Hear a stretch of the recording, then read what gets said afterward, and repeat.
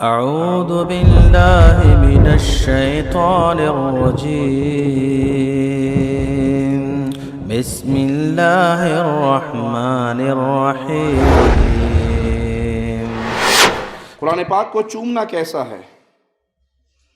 ایک تو ہے انسان اللہ کے کلام کو ہاتھ میں لے کر پڑھ رہا ہے اور دل میں محبت کے جذبات آئے کہ یہ میرے اللہ کا کلام ہے اور اس نے چوم لیا، اور ایک یہ ہے کہ اس نے عادت ہے کہ جب کلام الہی کو اٹھانا ہے پہلے چوم کے ماتھے، ناک، ہونٹوں پہ لگا کے، سینے پہ لگا کے پھر پڑھنا ہے، اور اس میں حکم ہے کہ نماز قائم کرو، اور اس نے فجر کبھی بھی اٹھ کے نہیں پڑھنی، لیکن قرآن پاک کو جب کھولنا ہے چوم کے شروع کرنا ہے۔ تو یہ کسی حدیث سے ثابت نہیں ہے۔ ہمارے ہاں چوما چاٹی رہ گئی، عمل ختم ہو گیا۔ قرآن پاک کو کمر نہیں کرنی، مشہور مسئلہ آپ نے سنا ہوا ہے، لیکن قرآن کے جتنے حکم ہیں سب کو کمر کر رہا ہے۔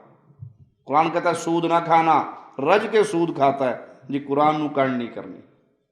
قرآن کہتا ہے نماز نہ چھوڑنا، بے نماز نہ ہونا، ہلاک اور برباد ہو جاؤ گے، جہنم میں جاؤ گے بے نماز ہونے کی وجہ سے۔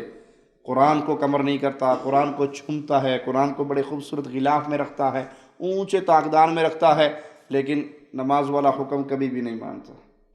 تو اصل اللہ کے کلام کے حکموں پر عمل ہے، اصل محبت یہ ہے۔ ہماری محبت ظاہری رہ گئی، چومنے کی، چاٹنے کی، سینے سے لگانے کی، قیمتی غلاف میں لپیٹنے کی، اونچے طاقدان میں رکھنے کی، اس کی طرف قدم نہ ہو، اس کی طرف پشت نہ ہو، اور اس کے جو احکامات ماننے والے تھے اس کو ہم نے بالکل پشت کے پیچھے پھینکا ہوا۔ افراط و تفریط نہیں ہونی چاہیے، کلام الہی کا ادب ہو۔ آپ مسجد میں ہیں، سامنے آپ کے قرآن پاک ریحل پہ رکھا ہوا ہے تو اپنی ٹانگیں اس کی طرف لمبی نہ کریں، اپنے قدموں کا رخ۔ بعض لوگوں کو یہاں تک دیکھا کہ یہ بالکل قرآن پاک ہے اور یہاں بالکل اس کے قدم پہنچے، اسے کوئی پرواہ نہیں، یہ اللہ کا کلام ہے۔ سمجھانے کے لیے مثال دیتے، تمہارے ابا جان لیٹے ہوئے ہوں اور تم اپنے ٹانگیں سیدھی کر کے اس کے منہ کے پاس ٹانگیں کرو گے؟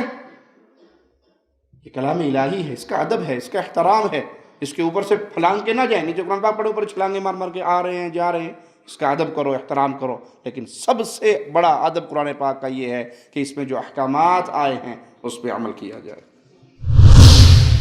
كنتم خير أمة أخرجت للناس تأمرون بالمعروف وتنهون عن المنكر وتؤمنون بالله